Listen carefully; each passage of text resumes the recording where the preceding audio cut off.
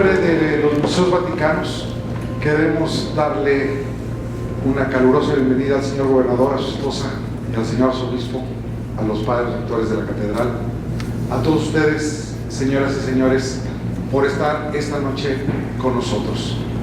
Creo que a lo largo de las visitas que hemos tenido en la Capilla Sixtina, pues todos ustedes han dado cuenta y hemos podido hablar precisamente de toda esta gran obra de arte hecha por Miguel Ángel, que todos sabemos la historia, la hemos conocido precisamente en estas visitas que se han realizado a lo largo de este día. Quiero decir que verdaderamente Puebla ha sido un gran suceso, porque ha sido la ciudad fuera de la Ciudad de México que ha roto el récord de asistencia.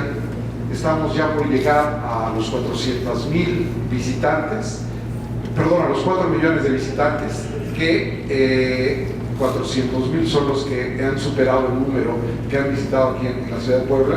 Y como siempre sucede, el visitante 4 millones tendrá la oportunidad de ir al Vaticano, ya que nuestros patrocinadores van a dar este regalo precisamente al visitante 4 millones, que estamos muy pronto por llegar. Pero el día de hoy es una noche especial porque tenemos a alguien muy especial que ha vivido precisamente estos espacios en el Vaticano a lo largo de 45 años. Ella me pedía que hiciera yo un poco un recordatorio, una vivencia para realmente transportarnos a lo que sucede en la Capilla Sixtina y qué ha sucedido desde hace prácticamente más de 200 años en que los conclaves se llevan a cabo dentro de la Capilla Sixtina. El conclave se llevó durante algunos periodos, por ejemplo el periodo de Aviñón, que los papas estaban en Francia, los conclaves se celebraban en Francia. Después de eso hubieron también conclaves en Viterbo, que fue un cónclave famoso que duró 3 años, hasta que les quitaron el techo a los cardenales y los dejaron a base de pan y agua para ver si ya por fin se decidían a elegir a alguien. Eligieron a una persona que estaba fuera. En ese momento le hicieron cardenal y él fue papa, era un religioso. Y como esto hay muchas anécdotas, pero la cosa más increíble que sucede aquí precisamente, y que quiero compartir con ustedes, es parte de este ritual.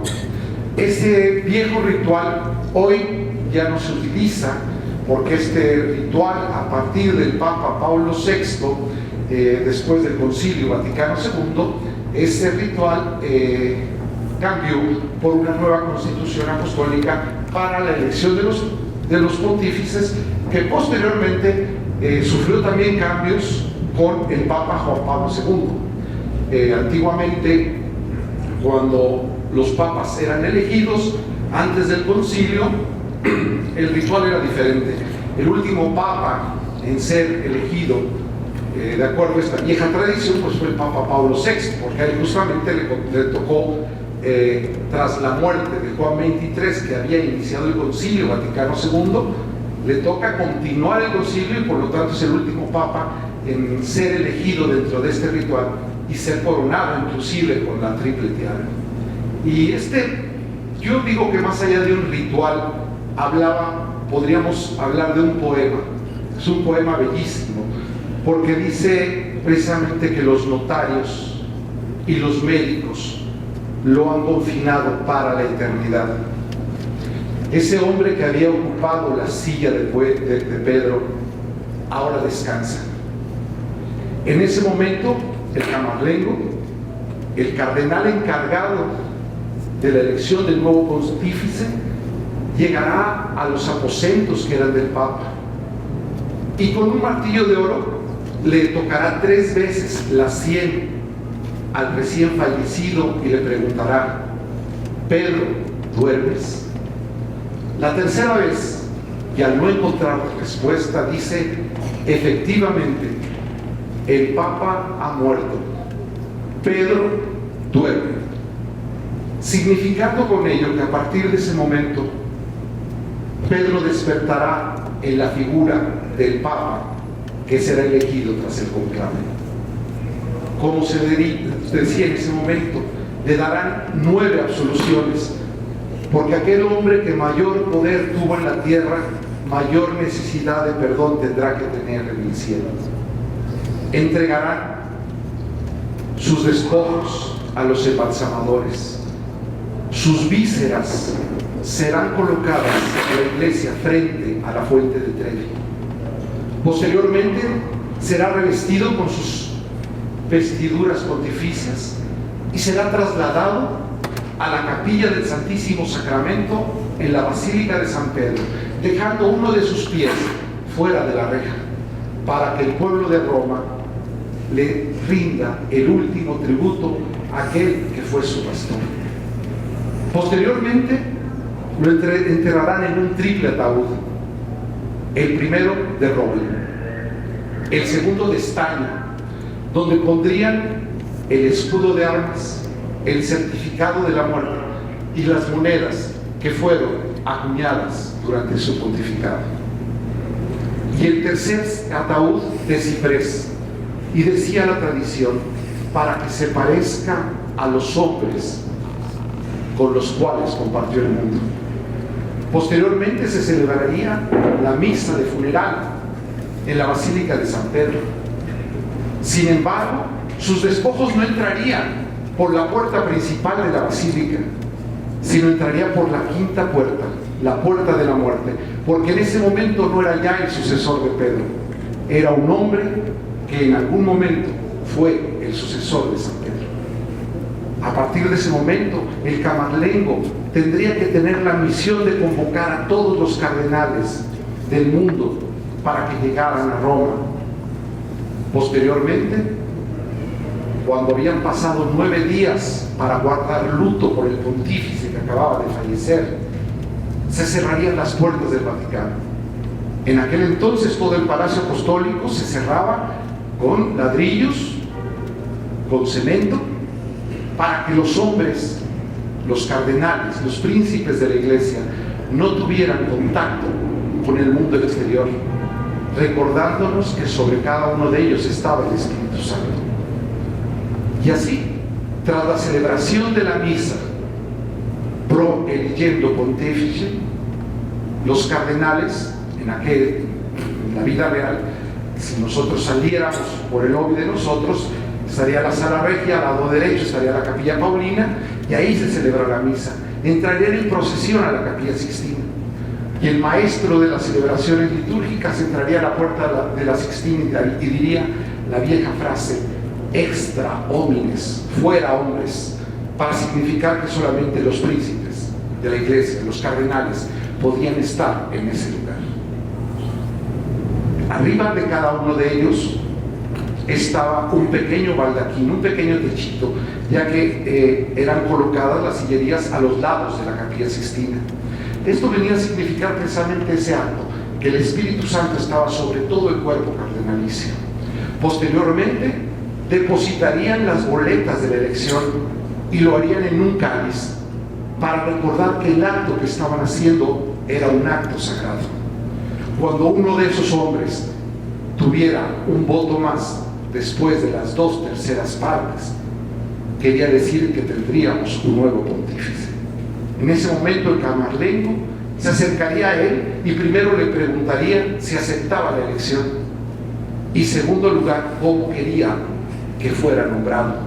En ese momento caerían todos los baldaquinos y quedaría levantado solamente el del hombre que había sido elegido, recordando que a partir de ese momento el Espíritu Santo estaba sobre él.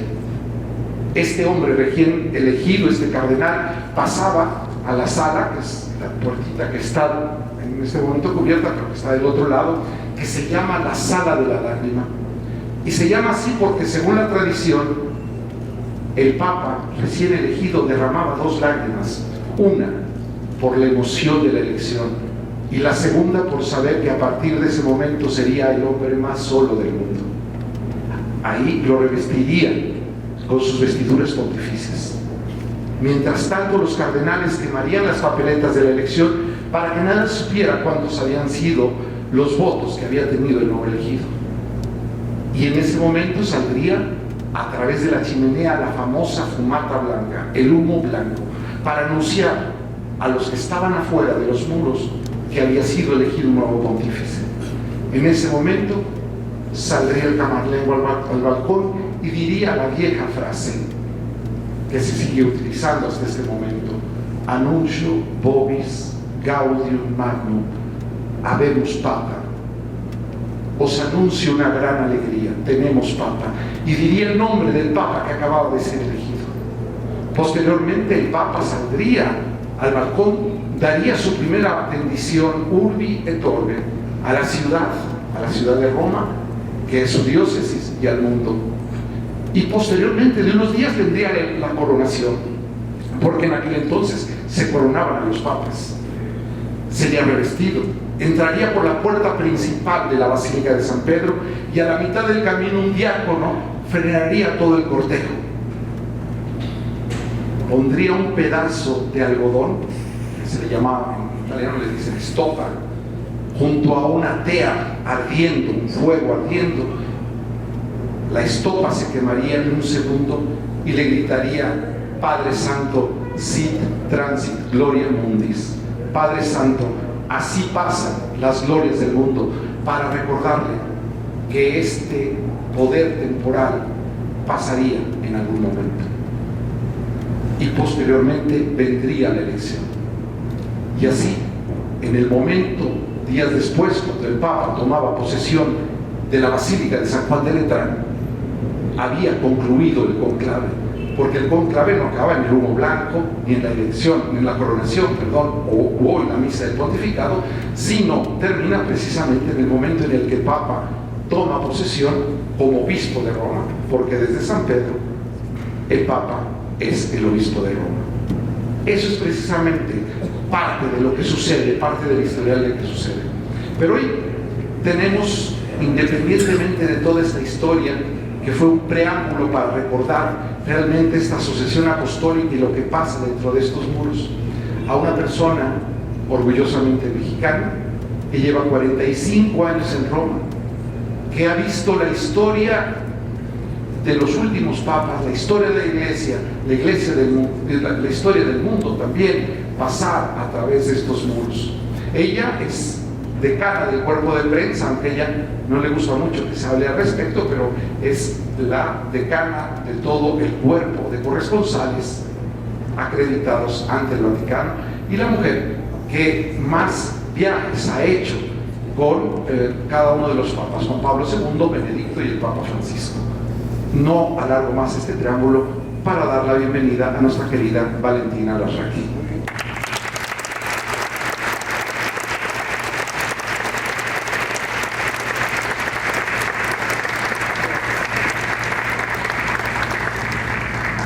Muy buenas noches, muchísimas gracias a todos por estar aquí, al señor gobernador, a su esposa, al señor arzobispo, a los que cuidan y embellecen esta catedral, a todos los que han hecho posible. Tengo que decir que Antonio Berumen, entre sus múltiples ocupaciones y creatividad mexicana, ha hecho posible este sueño para muchas personas que puedan visitar la réplica de la Capilla Sixtina alrededor de México, porque no todos tienen la suerte de poder ir al Vaticano y poder ver la Capilla Sixtina real. Esta es exactamente igual, pero pues está en nuestro país.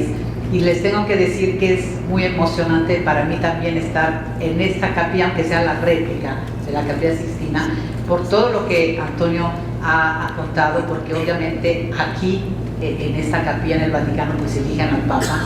Y cuando empecé mi carrera, pues una de las cosas que me tocó cubrir fue justamente entrar a la Capilla Sixtina 1 o 2 días antes de que iniciara el cónclave para la elección de Juan Pablo I. Yo era una joven periodista, novata, pues estaba empezando, estaba estudiando en Roma, colaboraba ya con Noticieros Televisa, y entonces me acuerdo que en la sala de prensa pusieron una bolsa con papelitos, los nombres de los corresponsales. No había mujeres en ese momento, y menos jóvenes, y entonces me dijeron: bueno, tú, como la chiquilla, pues tú tienes la mano limpia porque eres joven, pues tú saca los numeritos con los nombres de las personas, de los periodistas que van a poder tener acceso a la Capilla Sixtina, y pues que el último que saqué era mi nombre. No hubo trampa, se los aseguro, pero pues se hizo posible que yo entrara ahí por primera vez como periodista en una Capilla Sixtina transformada,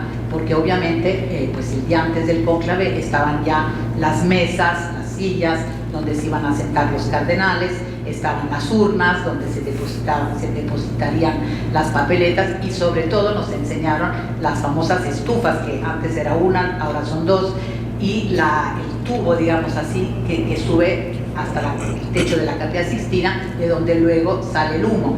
Y nos explicaron, obviamente, pues de qué manera eran cartuchos, digamos, con algo químico para que el humo saliera en el momento de que se quemaran las papeletas, o blanco o negro.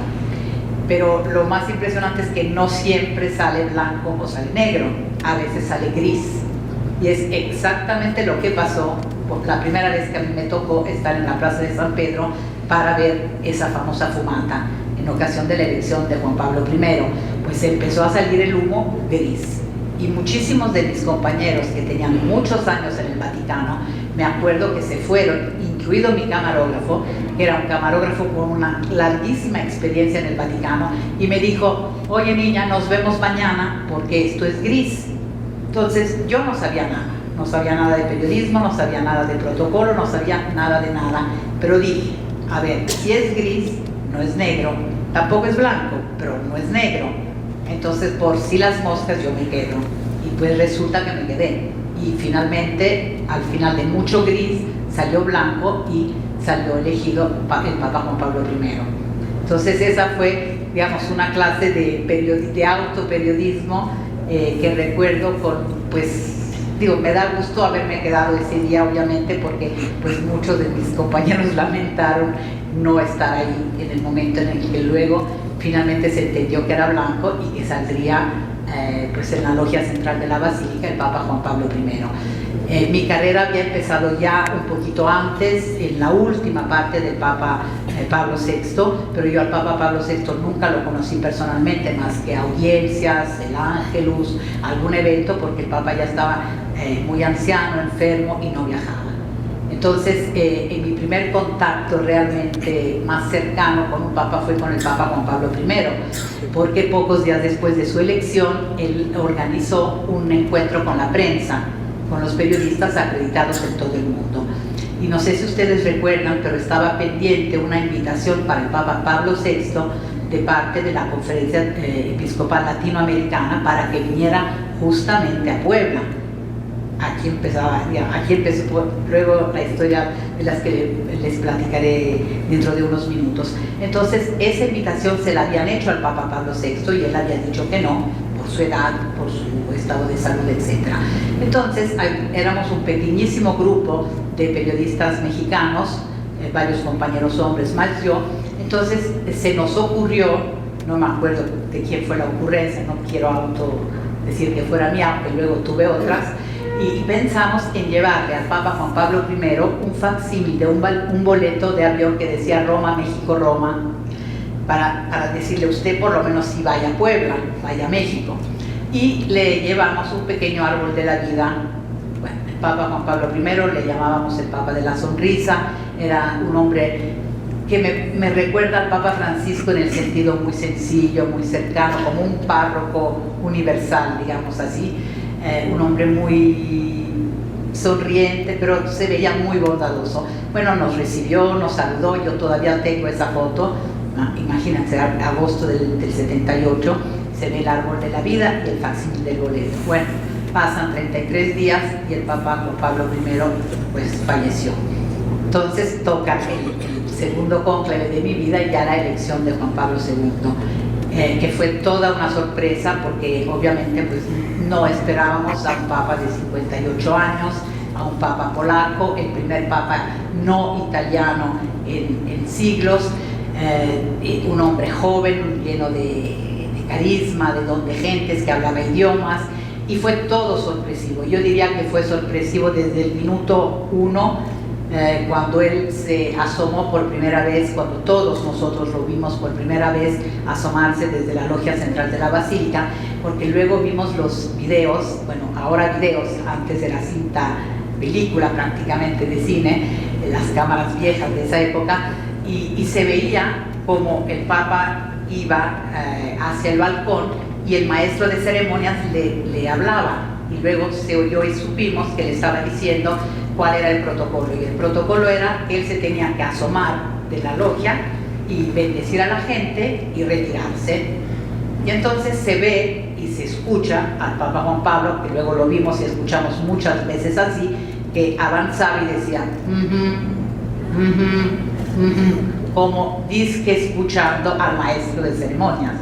Y claro, se asoma al balcón y no le hace caso para nada y da su primer discurso a la gente, que no se usaba. El Papa salía, bendecía y se retiraba. Y él empezó a hablar: queridos hermanos y hermanas, el Papa, los cardenales me han elegido del país lejano, espero hablar en vuestra lengua, y bueno, luego dijo en nuestra, se equivocó un poquito en italiano, que es una frase que ha quedado muy famosa para la historia, y después de todo esto dio su primera bendición.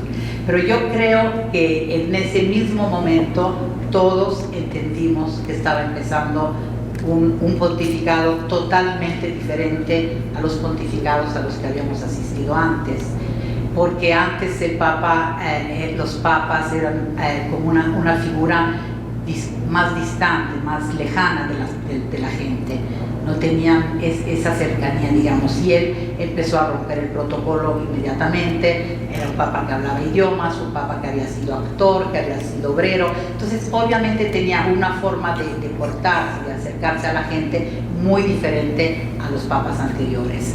Mi historia, digamos, la que yo digo es la historia de un amor, como diría un bolero mexicano, pues yo creo que empezó prácticamente inmediatamente después de la elección de Juan Pablo II, porque a él sí decidió aceptar la invitación para venir a Puebla. Y Puebla fue la entrada, digamos así, la excusa, entre comillas, para que pudiera visitar México. No había relaciones diplomáticas, el Papa no estaba invitado a México, estaba invitado a Puebla por los obispos latinoamericanos, pero él escribió una carta al entonces presidente López Portillo diciéndole: yo no voy a una casa en la que no soy bienvenido. Y el presidente López Portillo, a pesar de que no había relaciones, dicen, convencido por su mamá y sus hermanas, que eran muy católicas y querían que el Papa viniera, él le dijo: pues será usted bienvenido. Pero era lo que sucedió cuando Juan Pablo II llegó a México. Si lo pensamos ahora, es algo de ciencia ficción, porque al no haber relaciones, nosotros asistimos a algo totalmente surrealista, al grado que el Papa Juan Pablo II decía que para saber lo que era el surrealismo había que venir a México, porque él decía: la gran mayoría del pueblo mexicano es católico, todos, independientemente de su fe o de su partido político, son guadalupanos, y aquí no hay relaciones. Y cuando yo aterricé en el aeropuerto de la Ciudad de México, decía él: el único vestido de cura, el de papa, era yo, porque los sacerdotes no iban vestidos de sacerdotes, no se podía celebrar la misa al aire público, y al no haber relaciones se inventaron que el helicóptero del presidente López Portillo iba a aterrizar exactamente en el mismo momento en el que aterrizaba el avión del Papa, y como si de casualidad se encontrara en el hangar, que aparte no era el hangar presidencial, sino, me parece recordar, de obras públicas. Entonces era surrealista todo. Exacto. Entonces, bueno, él llega, el presidente López Portillo se acerca al Papa, le dice: sea usted bienvenido, lo dejo en manos de su grey, y desapareció. Y claro, el Papa Juan Pablo se quedó un poco así, porque dijo: a lo mejor mis colaboradores tenían razón, porque ¿qué había pasado en los 3 meses desde su elección hasta el viaje? Es que todos sus colaboradores le decían: santidad, no vaya a México, no será bien recibido, es un país anticlerical, pues no hay relaciones diplomáticas, va a haber muchos problemas. Hasta había artículos en los periódicos donde venían cómo tendría que haber venido vestido el Papa, no de Papa, porque pues no, en teoría no tendría que haber venido vestido como Papa. En fin, cosas que ahora nos hacen sonreír y nos parecen absurdas, pero estamos hablando de 1979, estamos hablando de la prehistoria. Entonces eso pues yo lo vi, pero lo más extraordinario de todo esto fue obviamente que al aterrizar y al salir inmediatamente después de esta de este primer impacto un poco extraño, en el que recordó que todos sus colaboradores le habían dicho no vaya a México, pero él era muy testarudo. Él, al final de esas reuniones, siempre decía: yo tengo a colaboradores para que resuelvan los problemas, no para que me digan cuáles son los problemas. Yo voy a ir a México, así que ustedes se las arreglan y me resuelven los problemas. Y se los resolvieron y él llegó. Y claro, sale del aeropuerto y lo que ahí empezó es una historia que yo todavía hoy defino absolutamente única e irrepetible. Porque el que el Papa visite por primera vez nuestro país, que se enamore a primera vista de los mexicanos, que millones de mexicanos se vuelquen a las calles de todo el país. El recorrido Ciudad de México-Puebla ha quedado en la historia de los viajes papales, que son muchísimos. Yo he hecho 154, el total de los 3 papas son 158, porque 4 de Juan Pablo por embarazo no me quisieron subir al avión, porque decían que tenía tantas ocurrencias yo con mi creatividad mexicana que era capaz de dar a luz en el avión. Entonces 4 me los perdí. Pero en 158 viajes papales les aseguro que ese recorrido México-Puebla quedó como algo irrepetible. Y era no había ni papamóvil, era un autobús sin techo, el Papa iba parado adelante, llegó todo rojo porque tenía una piel súper blanca, no habían pensado en ponerle un bronceador, llegaron aquí como locos buscando un bronceador en Puebla con una crema para aliviar ese color, digamos, obviamente tenía una piel muy, muy delicada. Entonces son recuerdos impresionantes que fueron precedidos por pues, una pequeña hazaña que creo que marcó de alguna manera mi relación con Juan Pablo II, también para el futuro, digamos así, porque pues 2 o 3 días antes de nuestra partida hacia México, mi jefe de ese momento, que era el licenciado Jacobo Saludowski, que en paz descanse, me habló por teléfono y él nos llamaba por apellido y me dijo: Alasraqui, me tienes que entrevistar al Papa. Entonces yo les repito, era joven, novata, ignorante del protocolo, pero lo único que sabía es que a los papas no se les entrevistaba. Ningún papa había dado una entrevista y ningún periodista se había acercado con un micrófono frente a un papa, eso lo sabía. Entonces tímidamente se lo dije y él me dijo: bueno, chiquita, luego me cuentas cómo resolviste tu problema. Y me colgó.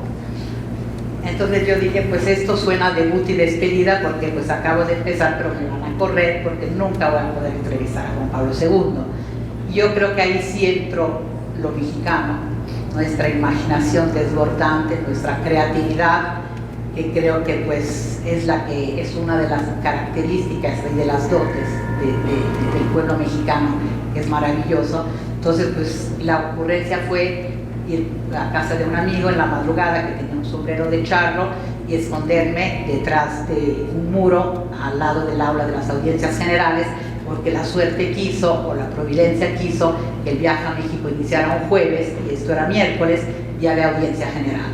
Entonces me fui con el camarógrafo, no le dije mis intenciones porque si no, no iba a ir conmigo, y entonces escondí el sombrero, me escondí a mí, a él, y cuando llegó el coche del Papa, pues salimos hacia afuera. El camarógrafo entendió la escena, se puso pálido como una sábana y dije: aquí me van a correr, me van a quitar la credencial. Y le dije: tú no te preocupes. Pero era muy preocupante porque el primer rostro que vi era el del monseñor del protocolo, que era un francés estiradísimo, no voy a decir el nombre, ya falleció, acostumbrado al estilo del Papa Pablo VI. Entonces cuando ve a esta loca de 20 años con pelirroja, con un sombrero de charro, enrollada en el micrófono por jalar al micrófono y al pobre camarógrafo, dijo con un tono pero de un desdén que todavía me parece escuchar su voz, que dijo: ¿hasta dónde hemos llegado? Y eran 3 meses de pontificado, y lo que vería después, pues yo creo que ya se retiró por el susto, porque con Juan Pablo II pues veía de todo. Entonces yo dije: pues no repetiré lo que pensé, dije: aquí ya se está poniendo mal la situación, pero dije: pues deja ver la cara del Papa. Entonces me volteé hacia el Papa, y el Papa Juan Pablo tenía una cara tan sonriente como si viera a esta loca de 20, no tenía 20, tenía 23, no me quiero quitar años, pero pelirroja así y enrollada en el micrófono también, y el sombrero, como si fuera lo más normal en los jardines del Vaticano. Entonces yo dije: ¿quién manda, el francés o el polaco? Pues el polaco, ahí voy, Entonces pues me avalanché literalmente sobre el Papa con el sombrero de charro y el micrófono.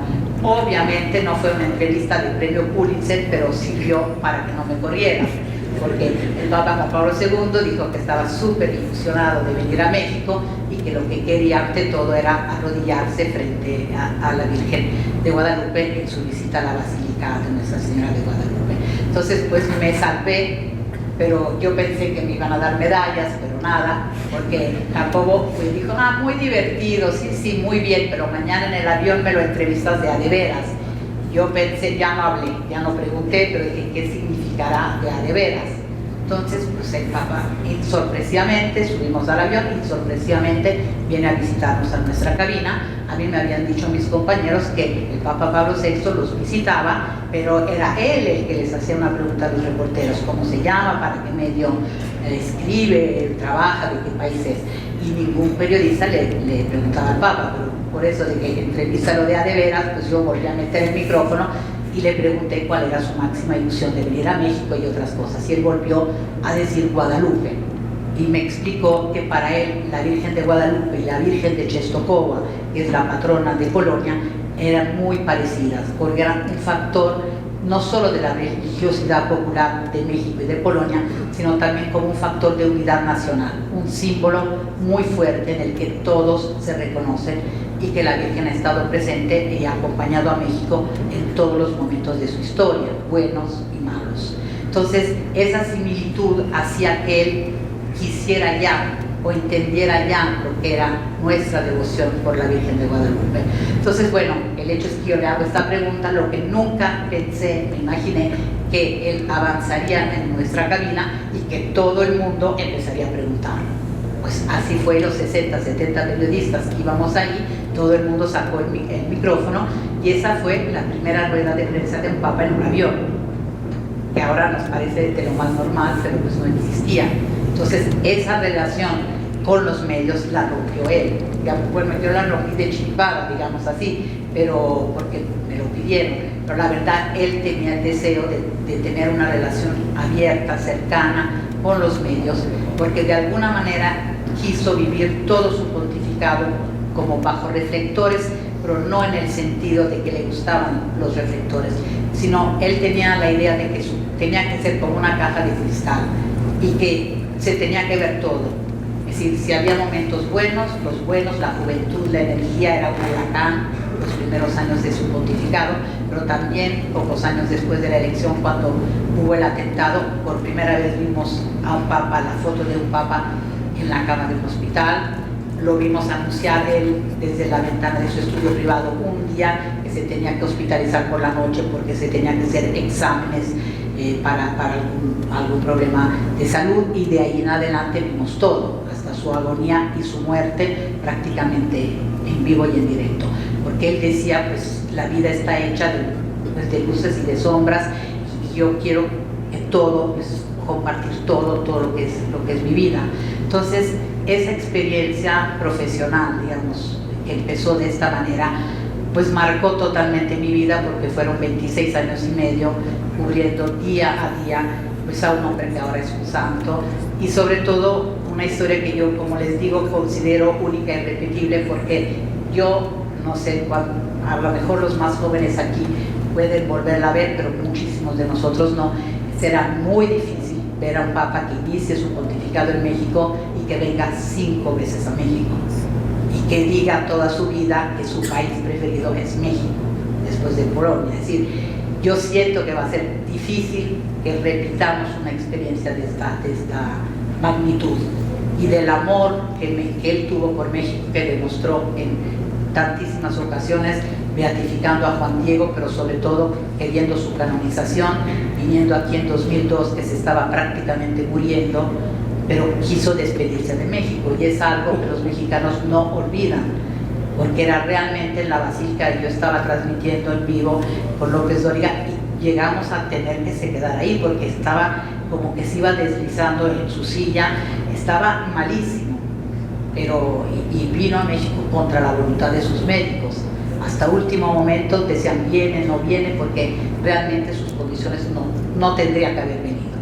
pero quiso venir para decir aquella famosísima frase: me voy pero no me voy, me voy pero de corazón me quedo, que yo creo que resume totalmente lo que todos sentimos, que Juan Pablo II se fue pero se quedó en México de alguna manera, porque es parte de nuestro DNA, ADN. Todas las familias tienen un recuerdo, lo siguen transmitiendo. Todas las personas que han estado en un recorrido de Juan Pablo II te dicen: es que pasó, me vio a mí, me miró a mí, me dijo a mí. A mí me lo han dicho todos, las personas de todas las clases sociales, de todas las edades, todos han tenido esa sensación, o que te dicen todavía hoy: es que tenía una luz especial, tenía algo especial. Son frases que he escuchado a lo largo de tantísimos años y las sigo escuchando hoy, las escuché esta tarde, esta mañana, mientras firmaba los libros. Hay personas que se pusieron a llorar recordándome la forma en la que yo había transmitido la muerte de Juan Pablo II, de haber dado esa noticia. En fin, son momentos que yo creo que todos guardamos y creo que, como pues, se dice, nadie nos quita lo bailado. Tuvimos un enorme privilegio.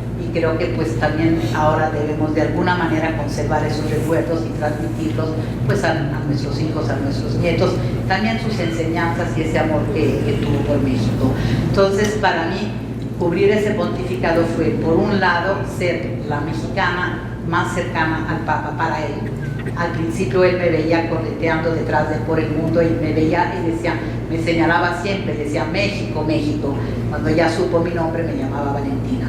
Para ustedes, de alguna manera, yo era la mexicana más cercana al Papa.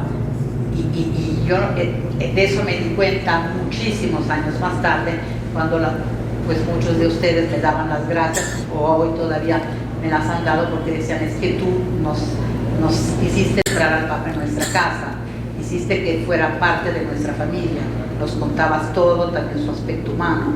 Y cuando él murió, de alguna manera todos tuvimos la sensación de que se estaba muriendo una persona de nuestra casa, no el Papa, sino alguien de nuestra familia, ¿no? De nuestro hogar.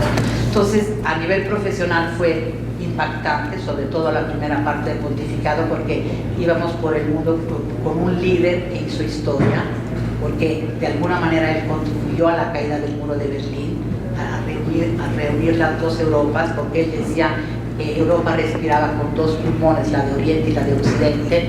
El primer viaje del Papa a Polonia, ahora regresando y volviendo con la memoria de ese viaje, 6 meses después de que él vino a México, realmente yo tengo la sensación que el primer ladrillo del muro de Berlín cayó cuando él llegó a Polonia la primera vez.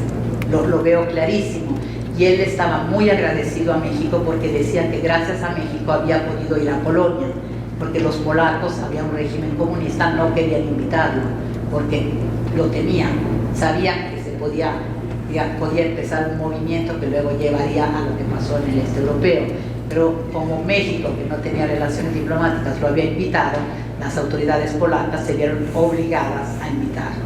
Entonces, la primera parte del pontificado a nivel profesional fue asistir a la historia con H mayúscula. Entonces, para un reportero no creo que pueda haber una experiencia profesional más importante.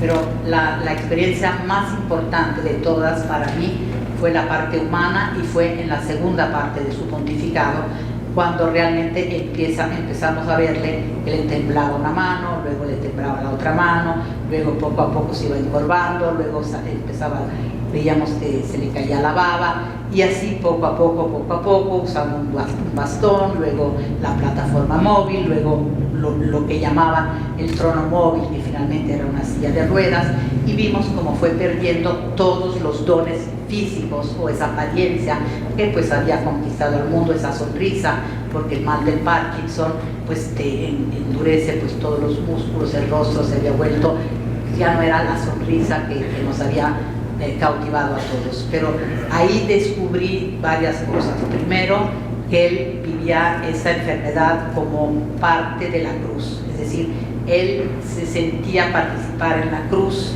en el Calvario de Cristo, era su Calvario. Y creo que esa imagen, cuando lo vimos en el último Vía Crucis de su vida, de espaldas, en su capilla privada, abrazado de un crucifijo mirando la tele en el que se veía el Vía Crucis en el Coliseo. Yo creo que esa imagen pues es como un gran retrato de esa idea de que él y la cruz eran lo mismo. Y cuando le decían si había uno que renunciar, hizo hacer un estudio, él decía: Jesús no se bajó de la cruz, yo no me voy a bajar. Dios me puso aquí, el día que me quiera retirar, me retiro. Porque era un hombre de acción, pero tenía un gran misticismo. Entonces, esa parte fue la que a mí más me impactó a nivel humano y personal, porque realmente vi lo que significaba la fortaleza, la entrega, el saber vivir, el sufrimiento, y descubrir que todos los dones que nosotros creíamos que eran algo exterior, en realidad era una fuerza interior, era la fe que tenía, y eso era lo que seguía dando fuerza a todo el mundo. El último viaje fue a Lourdes, que es el santuario donde muchos enfermos van buscando un milagro, y los enfermos que estaban ahí estaban menos enfermos que él, y nos decían: es que nos da mucha fuerza. Y era un hombre totalmente, pues una persona con discapacidad, hasta la última Semana Santa, en la que vimos que no le salió la voz, hasta se enojó, tuvo esa reacción humana de darle un golpe al atril, y de ahí en adelante pues ya fue un hombre que no pudo comunicar ni siquiera con la voz, pero seguía comunicando con la fuerza. Y 3 días antes de morir, yo estaba en la plaza de San Pedro, había muchos mexicanos que cantaban, y yo les decía: ustedes canten, griten, porque esas porras que lo acompañaron durante todo el pontificado y que él siempre reconocía en las audiencias, llegaban hasta el apartamento.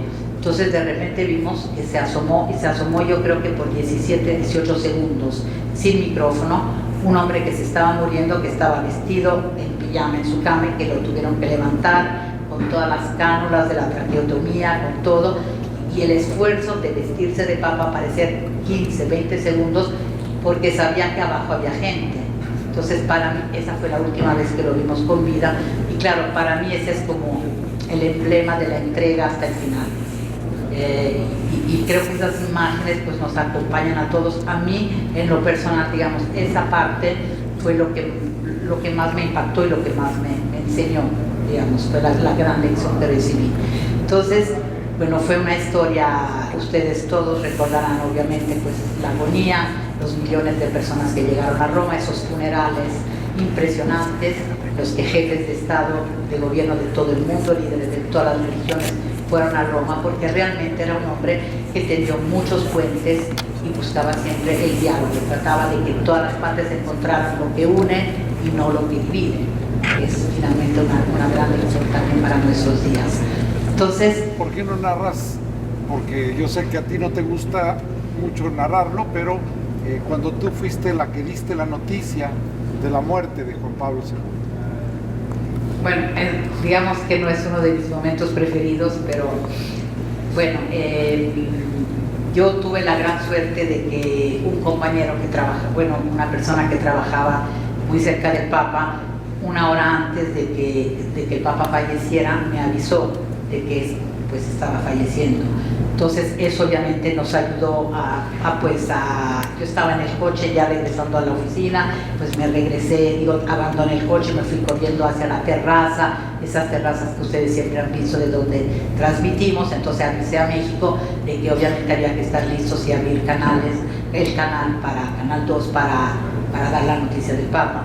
Y fue toda una historia, porque arriba en la azotea no había internet, entonces yo le pedí a mi hija, que se llama Carolina Porcaro, que en esa época tenía 12, 13 años, le dije: tú te sientas frente a la tele y a la computadora, y va a salir o por el primer canal de la televisión italiana o por la agencia italiana, porque esa era la costumbre, va a salir el anuncio de la muerte del Papa. En cuanto salga, tú me avisas.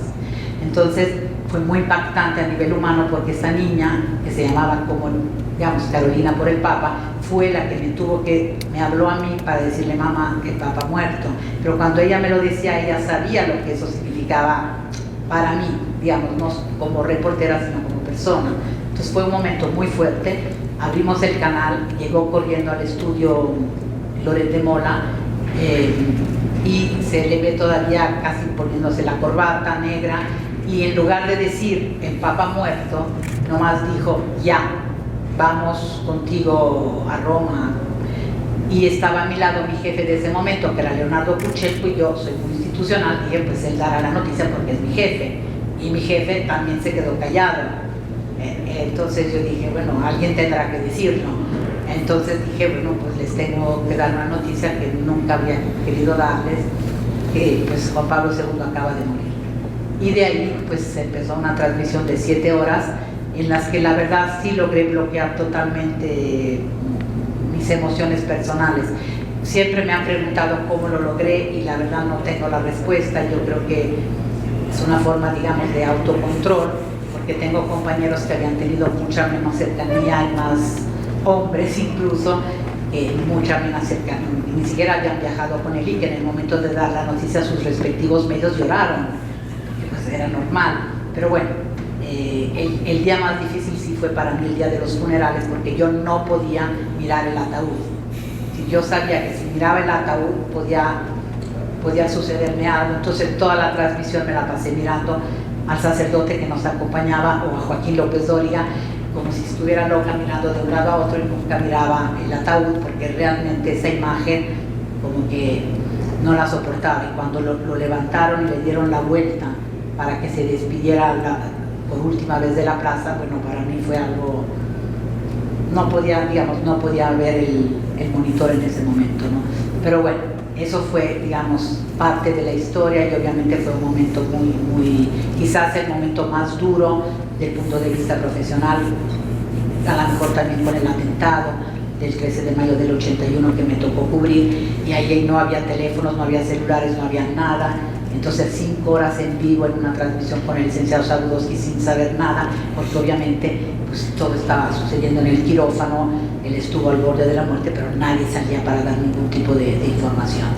Entonces, bueno, pues muere Juan Pablo II, eligen al Papa Benedicto XVI, y yo les confieso que pues fueron 7 años de pontificado, fueron complicados, porque obviamente para una persona que ha estado profesionalmente tan cerca, o también incluso desde el punto de vista humano, de Juan Pablo II, pues para mí era complicado.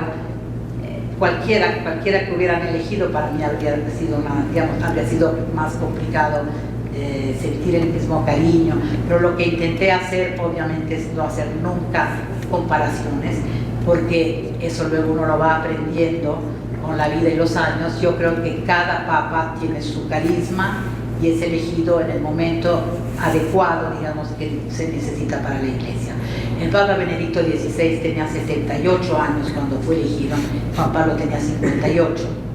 Juan Pablo II había sido actor, había sido obrero, había estado siempre en medio de jóvenes, chicas, chicos, tenía una actitud, una naturalidad para el trato con las mujeres, porque se iba de excursión con mujeres, había tenido amigas actrices cuando hacía teatro, en fin. Es obvio que lo que yo aprendí es que cada papa trae al pontificado su experiencia pasada, lo que vivió, el país de donde viene, qué hizo. Entonces el Papa Benedicto XVI había tenido una experiencia pastoral en medio de la gente muy pequeña, en Múnich, mientras que toda su vida había sido un pensador, un escritor, un teólogo, un estudioso. Entonces obviamente eso es lo que trae al pontificado. Él no tenía ese don de gentes o esa facilidad de conectar con las multitudes como la tenía Juan Pablo II, porque tenían experiencias totalmente diferentes y edades totalmente diferentes. Entonces no se le puede juzgar o comparar, porque lo que hizo durante su pontificado fue muy grande, porque fue el Papa que realmente empezó a meter mano con mucha firmeza todo el tema de los escándalos, de los abusos, digamos, contra menores por parte de hombres de la Iglesia, y así una serie de reformas. En corto, es un hombre muy afable, muy sereno, muy gentil, te mira a los ojos.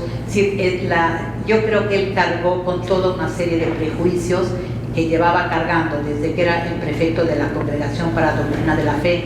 Le decían que era como el guardián un poco de la ortodoxia, era como un Rottweiler ahí, lo llamaron incluso el pastor alemán el día que lo eligieron. Entonces traía toda una serie de prejuicios negativos, y la prensa, debo de decir que contribuyó mucho a no dar una imagen certera del Papa Benedicto XVI, porque todo era noticia cuando pasaba algo en negativo, nunca era noticia en positivo.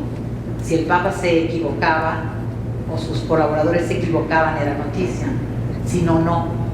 Entonces yo creo que también ahí hubo una responsabilidad de los medios, de los que todos tenemos que tomar, digamos, conciencia hoy.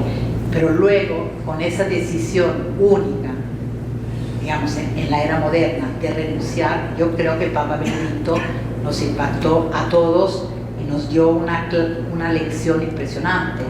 Yo al principio no lo entendí porque estaba acostumbrado a esta idea de no bajarse de la cruz.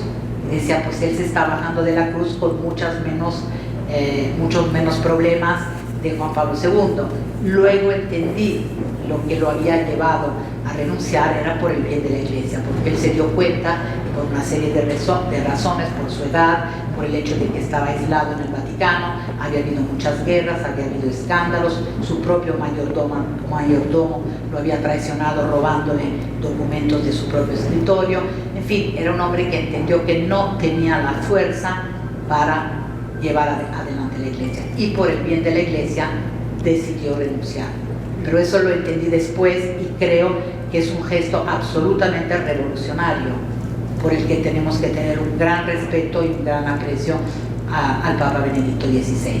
Y luego, pues, la gran sorpresa de la elección del Papa Francisco, pues esta que fue calificada por muchos como esta nueva primavera, porque el Papa Francisco, pues, otra vez vuelve a ser una persona sumamente cercana, todavía más, ¿cómo podría decir?, con todavía menos protocolo del Papa Juan Pablo II, que ya había eliminado mucho del protocolo, pero seguía siendo como el Papa y al mismo tiempo el ser humano. Había como una combinación de los dos factores. En el Papa Francisco es realmente el párroco. Tú lo sientes como un párroco universal y es un hombre que quiere sobre todo acoger, quiere que la Iglesia sea un hospital de campaña, que todos puedan tener cabida en la Iglesia y sobre todo que sus pastores no huelan a lociones francesas, como dice él, sino que huelan a ovejas, porque si hueles a oveja quiere decir que estás en el rebaño, si no quiere decir que estás encerrado en tus palacios. Y él que trae al pontificado, él trae eso. Él vivía en un pequeño departamento, no tenía servicio, iba en autobús, iba en metro, iba a las periferias, trataba de rescatar a los jóvenes a través del arte, del deporte, de la cultura. Entonces trae eso, trae esa gran preocupación por los últimos. Para él es más importante la oveja perdida que los 99 que ya están. A veces los 99 que están dicen, y nosotros no le importamos porque ya nos tienen. Y a veces hay como diciendo, ¿y por qué se preocupa solo de los que están afuera? ¿O por qué habla tanto de los migrantes, de los pobres y no habla de los otros? Entonces, obviamente hay que entender que cada papa, también dependiendo de la época histórica en la que vive, pues tiene algunas prioridades. En estos momentos es obvio que nosotros asistimos en todo el mundo, lo vemos en México, lo vemos en Estados Unidos, en Centroamérica, lo vemos en Europa, el Mediterráneo, como dice él, se ha vuelto un cementerio, el mar Mediterráneo. Pues hay un grave problema, una emergencia de millones de seres humanos que se ven obligados a dejar sus tierras por hambre o por guerra. Entonces para él es una gran prioridad, y es una gran prioridad aceptar a todos, es decir, que la Iglesia sea misericordiosa, que entienda. Eso no significa cambiar la doctrina. El Papa Francisco, a pesar de que muchos lo crean, no ha cambiado la doctrina. Hace que la Iglesia sea más acogedora y te acompañe, pues, en el camino si tú has cometido un error o si no estás plenamente, digamos, dentro de las reglas de la Iglesia. Entonces es como un espíritu diferente, pero no modifica la doctrina. Yo he tenido la gran suerte, la doble suerte de ser benjamina, digamos, la más joven con Juan Pablo II, y ahora soy la decana, que no significa forzosamente la más vieja, sino la única periodista que queda en funciones del primer viaje de Juan Pablo II a México, justamente aquí a Puebla. Entonces, por eso me llaman la decana.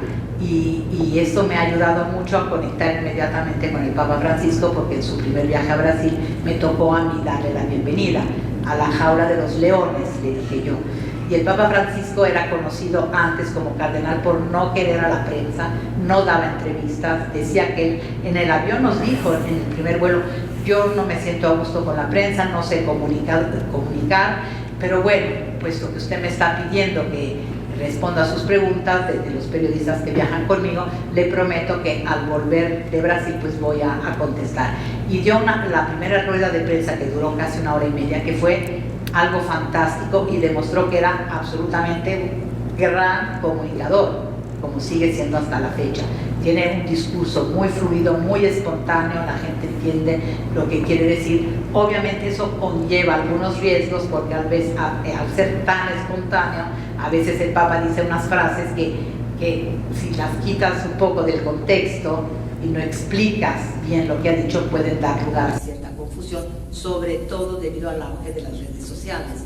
Entonces yo siento que todos los que somos comunicadores hoy tenemos una responsabilidad más grande de la de hace 40 años, porque pues todo se vuelve viral en un segundo y se sube a las redes, y muchas veces pues no es una información certera, pero no hay como el tiempo ya de estar, digamos, controlando las fuentes.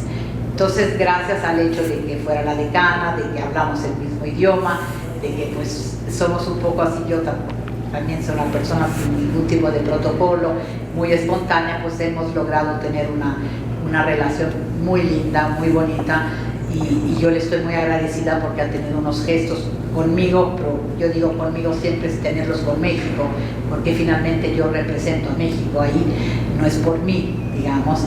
Entonces pues ha celebrado por primera vez en un avión mi cumpleaños, y yo cumplía 60 años, y él fue muy amable porque solo puso un 0, y aunque todo el mundo entendiera cuál era el otro número, pero empezó a bromear diciendo: llegó de niña aquí al Vaticano, llegó de niña. Entonces bueno, me felicitó por un pastel, y luego también me felicitó al principio del año pasado por mis 150 viajes papales. Ese sí es un récord. Ahora ya llevo 154, que es un récord. Ese sí creo que va a ser muy complicado poderlo alcanzar o superar, porque ni siquiera los organizadores, ningún papa lo ha tenido, y tampoco los organizadores de los viajes papales, porque obviamente en estos 45 años ellos también han ido cambiando, como han ido cambiando los guardias. Y bueno, yo sigo aquí contándoles esta historia, diciéndoles que pues me siento muy, muy orgullosa de ser mexicana, me siento una persona sumamente afortunada y privilegiada, porque me ha tocado asistir a estos 45 años de historia, de la historia de la Iglesia, pero también del mundo, y ser este puente, sin querer, digamos, entre México, entre todos ustedes y nuestros papas. Así que la verdad, pues yo siento que tengo el deber de compartir todas estas experiencias, porque estoy totalmente consciente de que he sido una persona muy, muy afortunada. Muchísimas gracias.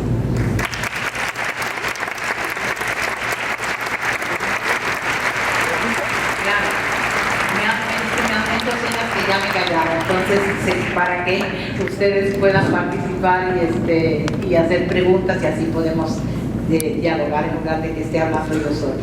Habría que contarse, podría hablar por horas, obviamente, porque pues, han sido tantas las vivencias y tantos los años, pero creo que sería bonito que ustedes pues, hagan las preguntas y yo sí puedo contestarlas. Tú que tuviste la real vivencia de estar cerca de varios papas, yo siento que Juan Pablo II es una persona muy, muy especial, porque tan solo al verla, me tocó verlo, resplandecía. ¿Qué opinas de eso? Mira, entre las múltiples suertes que yo he tenido, una de ellas, probablemente una de las más importantes, ha sido que me llamaran a ser uno de los 100 testigos en su causa de beatificación. Fue un privilegio enorme, porque obviamente no había casi ningún laico ni periodistas, y ahí me di cuenta, porque empecé a trabajar junto con el postulador de la causa, que es un monseñor Polanco, para escribir dos libros sobre la beatificación y canonización de Juan Pablo II, y él me dio la oportunidad de leer los 100 testimonios, que son secretos, con una condición, dos condiciones. Uno, que no revelara nunca quién había escrito qué en mis libros, es decir, que yo utilizara ese material, lo elaborara, pero no dijera, el cardenal Bergoglio dijo que, es decir, eso. Y segundo, que durante todo el proceso de beatificación y canonización yo nunca diera una noticia de la que me enteraba con él. Entonces, al final, yo siempre acababa siendo casi la última en dar una noticia que conocía a lo mejor 6 meses antes, pero por mantener la palabra, obviamente no la podía dar. Entonces, ¿por qué cuento esto? Porque al leer 100 testimonios, obviamente toqué con mano lo que era la santidad de Juan Pablo II, porque había rasgos de esa santidad. Esas 100 personas eran personas que habían conocido al Papa en diferentes épocas de su vida, cuando tenía 20 años, 15, 40, 60, 70, 80, hasta su muerte. Eran personas, muchas, que no se conocían entre ellas, testimonios secretos, y coincidían muchísimas en muchas cosas. Uno de los elementos que todos cuentan es la forma de rezar de Juan Pablo II. Yo tuve la suerte de estar muchas veces en su capilla privada, donde él entraba antes de las 7 de la mañana a rezar solo, y luego a las 7 dejaban entrar como unas 20 personas. Él estaba ya de espaldas, había que entrar así de puntillas, y antes de que empezara la misa pasaban unos minutos. Verle arrodillado de espaldas rezar, yo lo vi, era entender de que su forma de rezar no era la de ninguno de nosotros. Tú tenías la sensación física de que estaba conectado con Dios, al grado que hay algunos testimonios que cuentan que cuando él estaba en la capilla se escuchaban voces, y un día le preguntaron, pero tú hablas con la Virgen, escuchas a la Virgen, con Jesús. Entonces él dijo, yo no hablo, pero le escucho. Entonces tenía seguramente una forma de misticismo muy especial y una conexión muy especial. Este detalle lo cuentan todos los que lo vieron rezar en algún momento de su vida, en momentos totalmente diferentes. Otra cosa de la que no se ha hablado, era un papa totalmente apegado a la pobreza. Hay monjas polacas que lo conocieron cuando tenía 20, 25 años, que cuentan que si le regalaban un suéter, era párroco, un joven párroco, le regalaban un suéter nuevo, él lo regalaba a alguien que lo necesitara más, o sus zapatos. Entonces, ¿qué hacían? A lo mejor tejían un suéter, lo lavaban varias veces, como que casi lo estropeaban para que pareciera más viejo, y se lo daban, y ahí se lo guardaban. Bueno, enfermeras del Hospital Gemelli, el hospital que todos ustedes saben, lo han conocido porque él decía que era el Vaticano número 3, porque cuántas veces lo vimos hospitalizado allá adentro.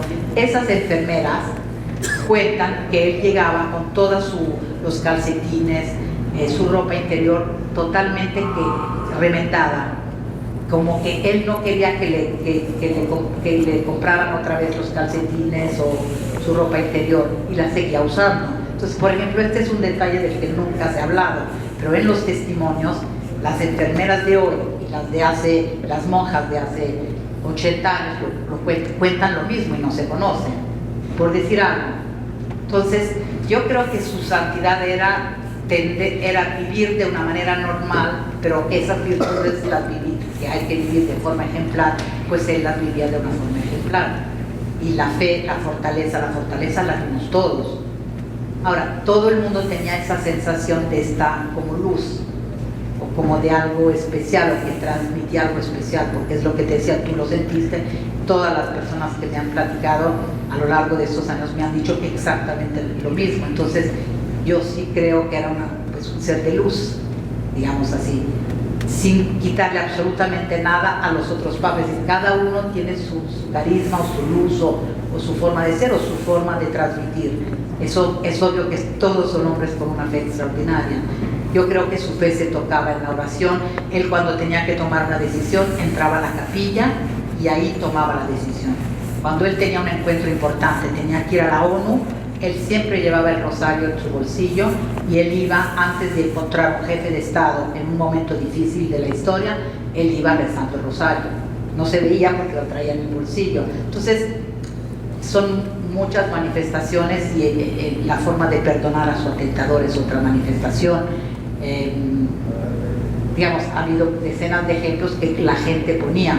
A mí lo que me llamó muchísimo la atención en la causa de beatificación es que después de muerto, cuando todo el mundo iba a visitar la tumba, todos dejaban un papelito, un juguete, una carta, y yo leí todos esos mensajes en diferentes idiomas.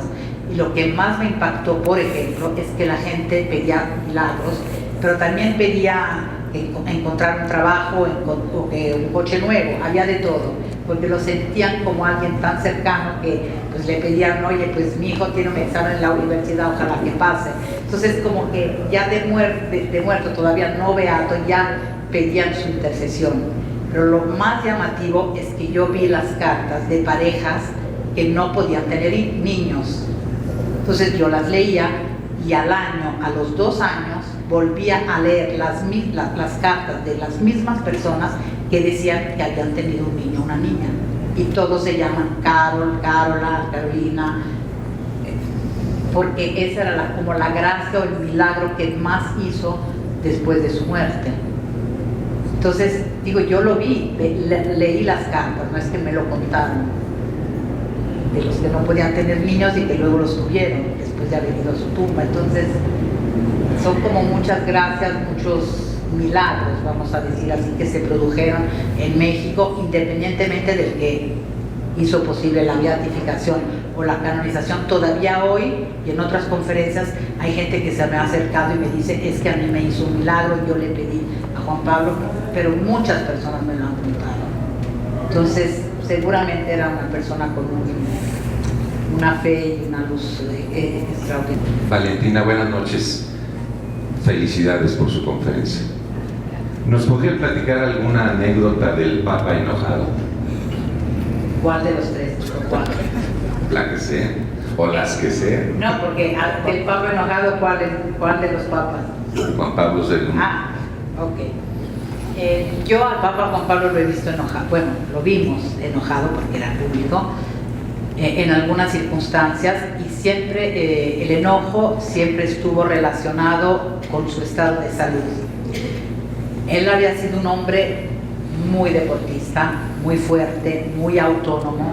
Entonces de repente verse depender de un bastón, de una peana móvil, estar obligado a la silla de ruedas, a que todo el mundo le tuviera que atender, eso yo creo que a él le causaba cierto enojo, porque era esos hombres que han sido tan fuertes y que de repente entienden que ya no lo pueden hacer solos. Entonces lo he visto en algún aeropuerto que a lo mejor sus ayudantes no captaron inmediatamente de que él necesitaba ser ayudado para acercarse a alguien, o lo vimos cuando se dio cuenta de que la voz no le salía en el Domingo de Ramos, el último. Él había hecho ensayos, tenía un médico que le hacía hacer ensayos para ver si después de la traqueotomía le salía la voz, y le había salido en su departamento, pero probablemente al asomarse a ver esa plaza llena, la emoción, la carga que se sentía, lo bloqueó. Entonces él se dio cuenta que la voz no salía, y lo vimos todos, que golpeó el atril por ese sentimiento de impotencia. Yo creo que su enojo estaba relacionado con esta idea de que ya no podía comunicar como él habría querido comunicar, con la voz o con los gestos o con la sonrisa o con la movilidad. Esos son, digamos, los episodios de enojo que yo le vi a Juan Pablo II. Digamos, que yo recuerde, con jefes de Estado y de gobierno, digamos, nosotros a veces en los aeropuertos siempre hay el discurso del jefe de Estado que lo recibe. Yo me acuerdo que había momentos, no sé, en algún país africano, por ejemplo, o incluso en algún país latinoamericano, que pues en ese momento había una dictadura. Entonces, pues obviamente un dictador aprovecha la llegada del Papa para echarse ahí un discurso de media hora, todo pues a favor de lo que está haciendo, ¿no? Entonces el Papa pues no se enojaba, digamos, pero lo que yo veía es que nos miraba a nosotros y a lo mejor nos guiñaba un ojo como diciendo, mira tú que nos toca soportar. Pero digamos, una vez que lo vi muy enojado fue en Managua. Ese fue el episodio más fuerte que yo vi, se me había olvidado, durante la misa en Managua, cuando había el Frente Sandinista, y hubo hubo los sandinistas, bajaron los micrófonos del audio de la misa, porque eso lo contaron luego los técnicos de Radio Vaticana, y levantaron los de la gente, y entonces en medio de la multitud y de los fieles había pues grupos sandinistas que empezaron a gritar a favor de la paz, en contra, digamos, de la iglesia, a favor de la paz. Entonces Juan Pablo II se agarró del pastoral, pero con una fuerza interrumpió la misa y dijo, la primera que quiere la paz es la iglesia. Pero lo dijo con un enojo terrible, y luego le preguntamos, y para él eso había sido muy grave porque era profanar una misa. Es decir, no era un encuentro en un parque, en un estadio, que pudo haber una manifestación de protesta, que las hubo en varios viajes también en los países del norte de Europa, pero pues eso se aceptaba, digamos así. El enojo yo lo vi ahí porque realmente pues era una misa y le estaban profanando esa misa, y sí fue muy notorio. Y en ese mismo viaje con el sacerdote Ernesto Cardenal, que era sacerdote pero había entrado a la Junta Sandinista, entonces cuando llegó y se quiso arrodillar, el Papa le hizo así con los dedos en el aeropuerto y le dijo, bueno, no enojado pero con un tono firme, usted se tiene que poner en orden con la iglesia, es decir, o eres sacerdote o eres político, no puede ser las dos cosas al mismo tiempo. Entonces esas imágenes sí lo vimos como enojado, pero son las imágenes que yo recuerdo en este momento. Valentina, para ti, que tanto viajaste con el Papa Juan Pablo II, ¿cuál fue el viaje que él se entrevistó con algún jefe de Estado que haya sido muy difícil? Porque vimos muchas situaciones en el sentido de que él fue un luchador de la paz, ¿sí? Y vimos como por él cayó el muro de Berlín. Entonces, ¿cuál fue el viaje más difícil para su santidad?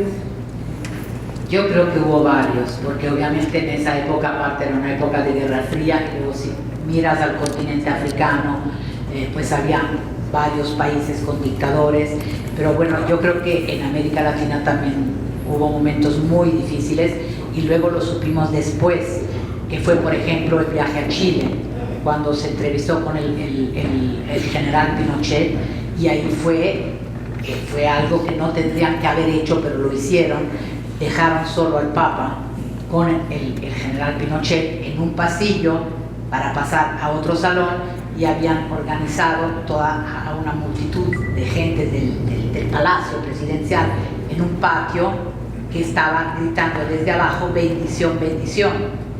Entonces el más cercano colaborador del Papa lo había dejado con el general, y ¿qué pasa? Con el presidente, y ¿qué pasa? Que le dice Pinochet al Papa, santidad, están pidiendo la bendición. Y bueno, Juan Pablo obviamente dijo, bueno, claro. Entonces se asoman juntos a ese balcón, y esa es esa famosa imagen donde sale Juan Pablo II con Pinochet, que le dio la vuelta al mundo como si él estuviera apoyando un poco la dictadura. Después supimos cómo había sido toda la situación, de que lo habían dejado solo con él, una persona de su séquito que era muy cercano a Pinochet, y los que estamos en el Vaticano sabemos quién es, y bueno, el Papa se encontró en esa situación en la que jamás se tendría que haber encontrado. Pero en esa reunión él le dijo al general que había llegado el momento de irse, de dejar ya y de preparar ya pues su retiro para que hubiera ya una fase democrática en Chile, y eso se supo después, y le habían negado al Papa la posibilidad de ver a la oposición en Chile, y el Papa lo puso como condición, y nosotros fuimos al encuentro con la oposición chilena. Entonces, digo esto en Chile porque me viene ahora antes lo de Managua o lo de Chile, pero vimos en muchas ocasiones momentos tensos, vamos a decir, con jefes de Estado que obviamente o no eran católicos o pues de alguna manera no reconocían los derechos de los católicos, porque los papas también muchas veces van a países donde los católicos son minorías, justamente para reforzar a la iglesia local por el bien de los pocos católicos que hay. No solo van a donde la mayoría es católica, al contrario, ¿no? Porque claro, sienten que una pequeña comunidad necesita todavía de más apoyo, y cuando el Papa va, pues le da más fuerza a la iglesia local para que la iglesia local también pueda interceder y tener una relación con el gobierno con más fuerza, vamos a decir así, o más reconocimiento. Entonces seguramente, digo, momentos difíciles hubo muchos, como con presidentes norteamericanos incluso, en fin, que seguramente o momentos históricos muchísimos, como cuando pues, vimos la visita del Papa Juan Pablo a Cuba, ver a Fidel Castro, que no estaba con el uniforme militar, sino con un impecable traje sastre azul marino, y recibiendo al Papa, casi llevándolo del brazo para ayudarlo. Bueno, o ver sentado a Fidel Castro con García Márquez en la primera fila en la Plaza de la Revolución de La Habana, es que cuando ves eso, dices, es que esto es historia, y seguramente su diálogo tuvo que haber sido un diálogo importante, digamos así, también en Cuba. Que nosotros casi nunca sabemos todo lo que se dice, obviamente salen comunicados, pero lo que un papa y un presidente se dicen es muy difícil de saber, ¿no?